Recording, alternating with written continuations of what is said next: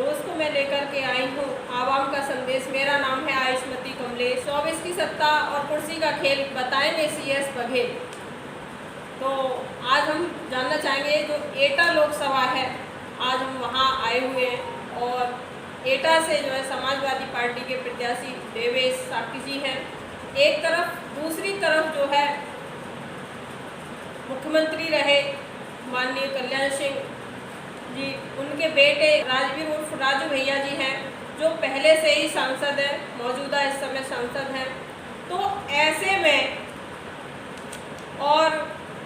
में जो देवेश साकी जी हैं वो कैसे उनको टक्कर दे पाएंगे। दूसरी तरफ एक और बड़ा खेल हो, पहले जो एटा से कई बार सांसद रहे हैं कुंवर देवेंद्र सिंह यादव जो सांसद रहे हैं पहले एटा से, वो भी ऐसे में समाजवादी पार्टी छोड़ करके बीजेपी में शामिल हो गए। बीजेपी में शामिल हो गए और राजवीर उर्फ राजू भैया के साथ है वो। तो सर मैं जानना चाहूँगी आपसे कि ऐसे में जो देवेश साकी जी हैं वो कैसे विजय हासिल कर पाएंगे, इस बारे में आप क्या कहना चाहेंगे सर? मेरा इस बारे में कहना है, पहले आपने बताया कि पूर्व सांसद देवेंद्र सिंह यादव जी सपा छोड़ करके भाजपा में चले गए। इससे ये एहसास है सब लोगों को कि भारतीय जनता पार्टी और उसके प्रत्याशी राजवीर और राजू भैया बहुत कमज़ोर हैं। उन्हें एहसास हो गया इस तरह, इसलिए ऐसे लोगों को इकट्ठा करने का काम करें। अगर मजबूत होते तो इन लोगों को इकट्ठा करने का काम नहीं करते। दूसरी बात मैं कहना चाहूँगा कि मैं दोनों जिलों में कई दिन से सक्रिय हूँ, हर जगह जाता हूँ। ये चुनाव पार्टियों का नहीं रह गया, ये चुनाव जनता लड़ रही है और जनता खड़ी है। बदलने का मूड बना लिया जनता ने। 10 साल का कार्यकाल जो सांसद महोदय का रहा है वो किसी के गले नहीं उतरा, किसी से मिले नहीं, कोई कम नहीं। तो इसलिए मैं समझता हूँ कि जनता के सामने कोई बड़े से बड़ा नेता टिकता नहीं है।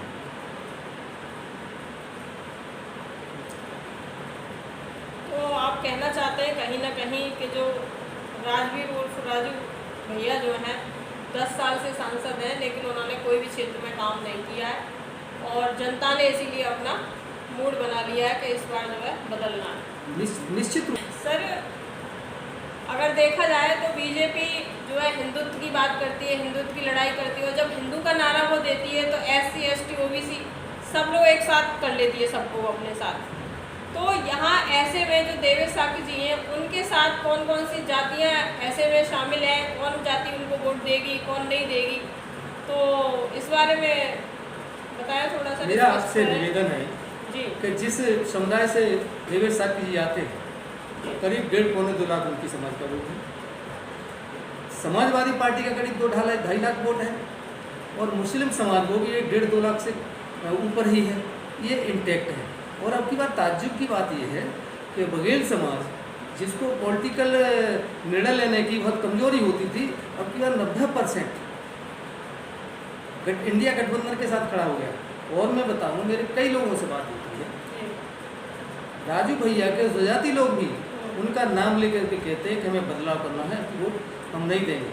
BSP का वोटर भी, अब ताज्जुब की बात है, वो भी इस बात के लिए तैयार है कि हम बदलाव चाहते हैं। और वाल्मीकि समाज है, प्रजापति समाज है, कोरी वगैरह हैं, जितनी भी कौमें हैं, यहाँ तक मैं बता दूंगा आपको, सवर्ण समाज के लोग भी अब की राजू भैया के खिलाफ खड़े हैं। वो चाहते हैं कि हमें अब राजू भैया के रसगुल्लों से अपच हो गई है, हमें सूखी रोटी चाहिए, बदलाव करना चाहिए।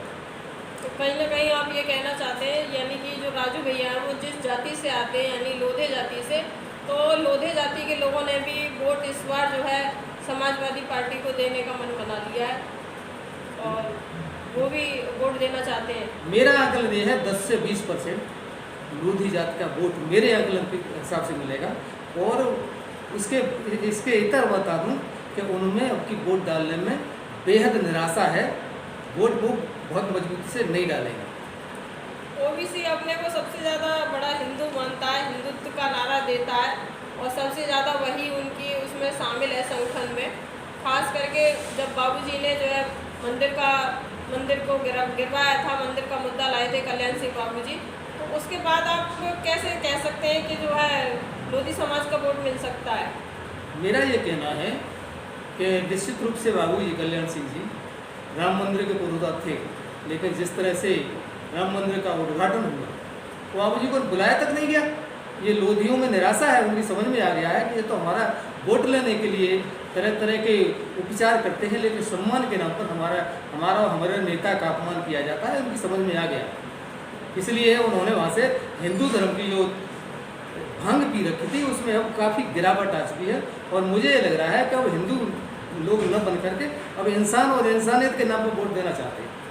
तो कहीं ना कहीं आप ये कहना चाहते हैं कि जो बीजेपी के लोग कह रहे हैं 400 पार संविधान बदलने की बात कर रहे हैं, तो कहीं ना कहीं उस संविधान को बदलने से रोकने के लिए सब जातियाँ इकट्ठी हो गई हैं और जो है देवेश साकी जी को और समाजवादी पार्टी को वोट करना चाह रहे हैं। निश्चित रूप से लोग ये समझने लगे इनका 400 पार का नारा है, तो ये 400 पार में जो हमारी खाने की चीज़ें हैं, सरसों का तेल है 400 पार करेंगे, डीजल पेट्रोल 400 पार करेंगे। लोग ये अर्थ लगाने लगे हैं क्योंकि उन्होंने बुरे अनुभव देखे हैं। महंगाई पे कोई बोलते नहीं, बेरोजगारी पे कोई बोलते नहीं, और लोगों को राशन दे करके क्या समझते हैं, इनको लोगों को काम चाहिए कि 5 किलो राशन चाहिए। भिखारी वाला समझ रखा है देश के लोगों को। देश के लोग चाहते हैं मेहनत से कमाएं और खाएं। यानी कि जो 80 करोड़ जनता 5 किलो राशन पे निर्भर है, मोदी जी ने कर दी है, वो ख़त्म करना चाहते हैं ताकि आत्मनिर्भर बने। निश्चित रूप से लोग चाहते हैं कि हमको काम मिले, अपनी मेहनत का हमें मेहनत से कमाएं। और 5 किलो राशन में होगा क्या, कहाँ से अपने बच्चों को पढ़ा लेंगे, कहाँ से कपड़े बनेंगे, कहाँ से शादी ब्याह करेंगे, और तमाम खर्चे वो कहाँ से मैनेज करेंगे। लोग करा रहे हैं, परेशान हैं, जुबान नहीं खोल पा रहे हैं, इतने परेशान हैं कि 7 तारीख को उनका गुबार टूटेगा और राजू भैया मुझे लगता है कहीं दिखाई देगी। तो साथियों, ये थे हमारे साथ एडवोकेट CS बघेल जी, जो उनका कहना है कहीं ना कहीं सारी जातियों में संविधान को लेकर के रोष है, और जो 10 साल का कार्यकाल रहा राजू भैया का, वो उन्होंने कोई काम नहीं किया। जो माननीय प्रधानमंत्री की योजना थी कि सभी सांसद एक गांव गोद लें, तो वहाँ वो चीज़ भी, एक भी गांव में कोई विकास नहीं दिखा, कोई भी गांव जो है विकसित नहीं दिखा कि उसमें जो है कोई भी विकास हुआ हो। तो उसे लेकर के जनता ने इस बार परिवर्तन करने का मूड बना लिया है, और जनता जो है इस बार संविधान को बचाने के लिए वोट करेगी। इसी के साथ सभी साथियों को मेरा जय संविधान, जय भारत, जय मूल निवासी, जय भारत।